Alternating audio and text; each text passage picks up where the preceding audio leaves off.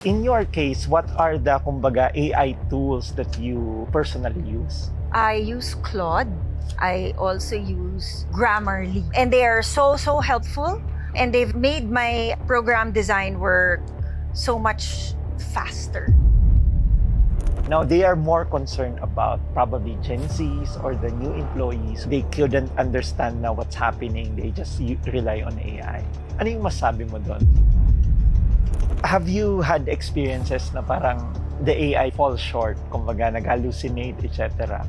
Always! Always! When it comes to leadership, what do you foresee and how will it change in the next 3 to 5 years?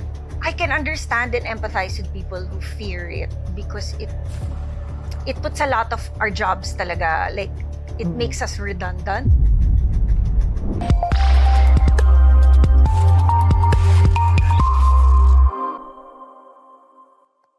Hi everyone, this is Jerry Ilaw, co-founder of Olern and and welcome sa ating last episode with Miss Nikka Santos, a certified leadership and team coach. No, so in the first few segments, pinag-usapan natin yung story ni Coach Nikka. We also talk about building a coaching culture na organization, also courageous conversations. Tapos last video natin was about multi-generational na workforce. So if you haven't watched that yet, yon, panoorin nyo po yung mga episodes na yun. Those are, yun, you'll gain a lot of insights from those episodes.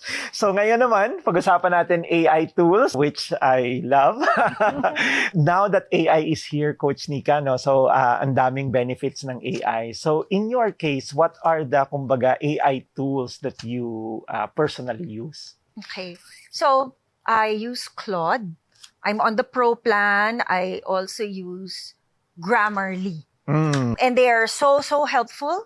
And they've made my program design work so much faster. And even my deepening my learning around certain topics, certain books. That's where they primarily help me. How frequent do you use Claude? No? Do you use every day ba? Yes. Every day almost. Because every day, parang I don't find myself Googling anymore. I find myself Clauding. New term ba yun? New term. Invento ko lang po yun. So, kasi you can ask it almost anything and it's very specific. And then what I love about Claude is, and that's why I went on paid, I love projects. Yes. So, in a particular project, let's say it's about becoming the best team coach. Literally, that's what I call my project. So all my tools and resources around team coaching are there. And then it deepens my knowledge by it creating summaries for me. And then when it comes to program design, let's say I have a partner or a team that I'm helping, I lay out their challenges, and I have hundreds of tools. And I have my favorites, Jerry, that I tend to keep going back on. But Claude checks me in that I always ask him what tools would be good for this particular challenge or this particular team. And yun, I find that very enriching. Because as humans, we tend to fall on our, so Claude is my thinking partner, or we challenge each other. Yeah. Ako rin, I love AI, especially yon, parang thought partner siya. Challenges me, etc. No, many kumbaga leaders I've talked to, no, is still afraid of using AI. Sinasabi nila parang baka matrain ako maging tamad, not to think anymore. No, what do you say about that? Actually, tama sila doon. It can make you tamad, but then that means you're not maximizing the technology. Like, the way I use it is really for deepening my research. Challenging my own assumptions. But at the end of the day, I am the one who makes the final decision. Claude has never really designed anything for me on its own. I must breathe life into it. It does not breathe life into me.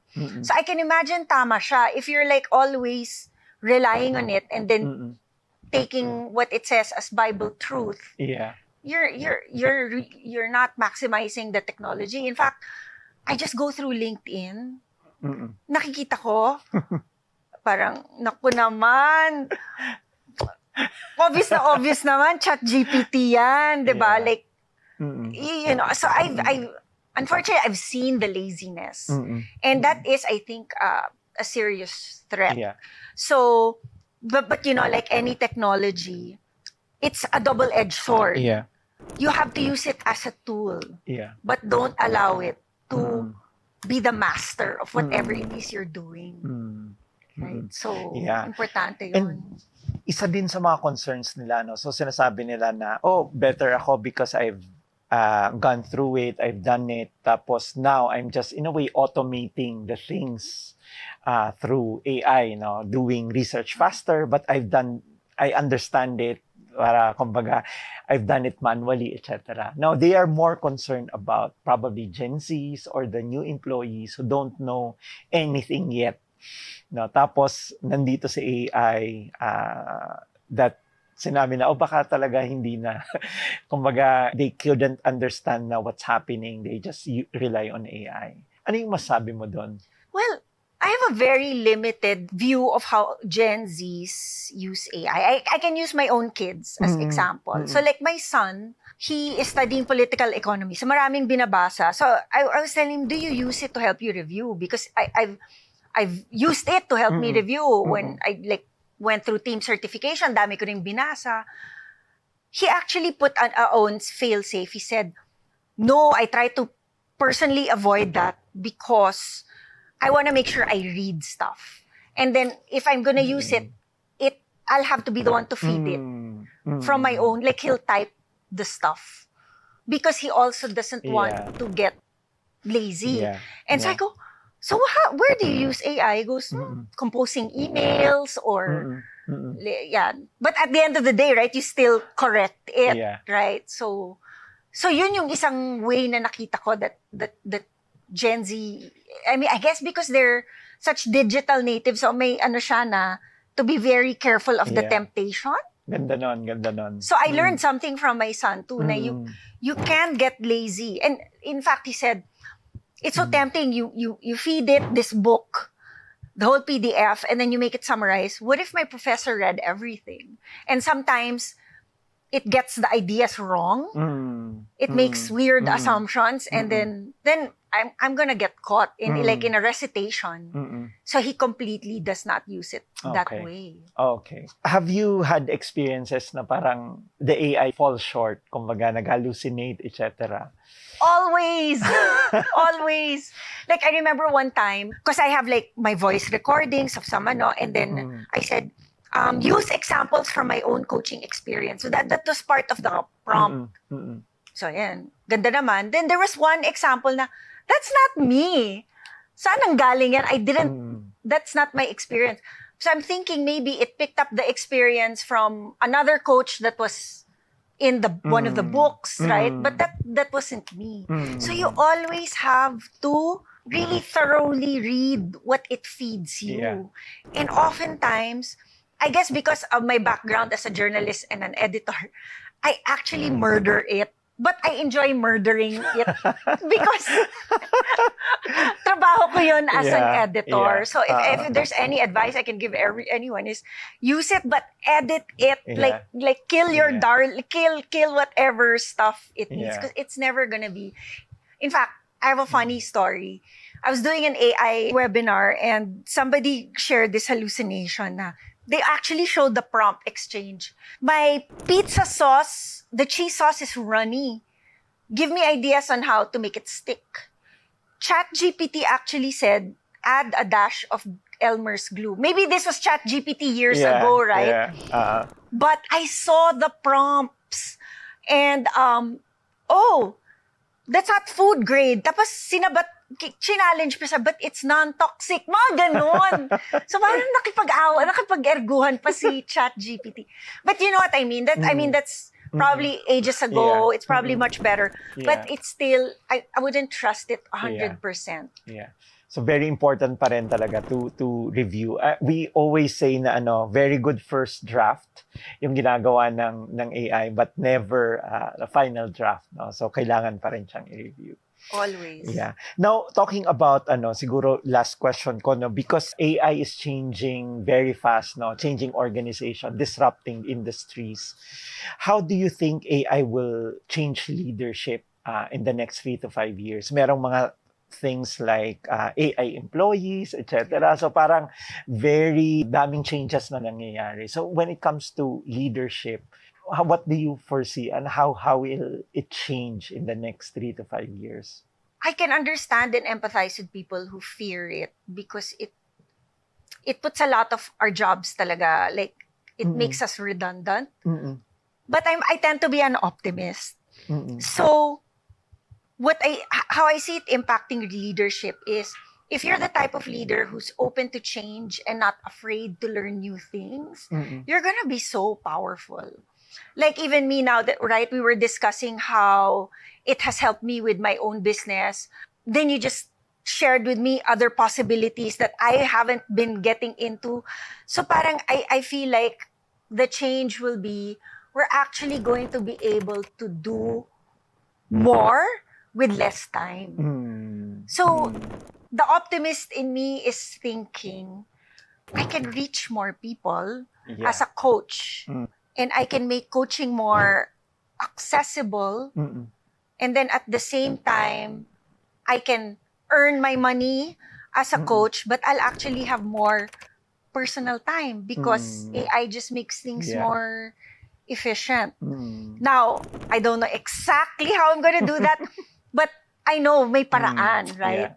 And if I may not know it, I can get advice from you, Jerry, or you can lead me to somebody.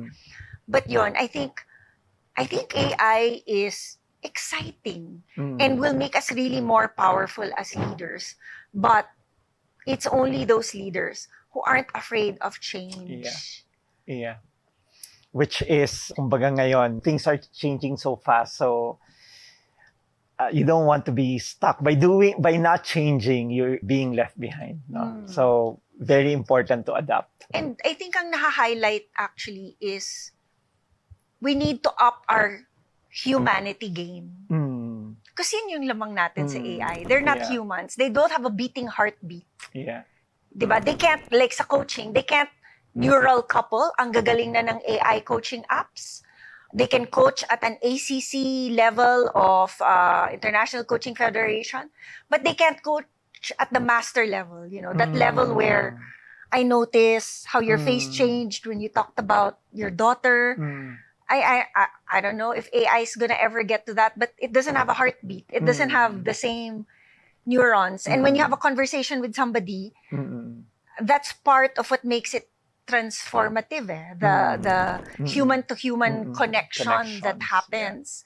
So as a coach, I feel not threatened, but actually I feel like, wow, there's this power in me that AI could never replicate.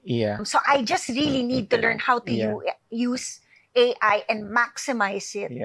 But really be confident that it can never be a human like me. Right? Yeah. So very powerful yung AI. Super.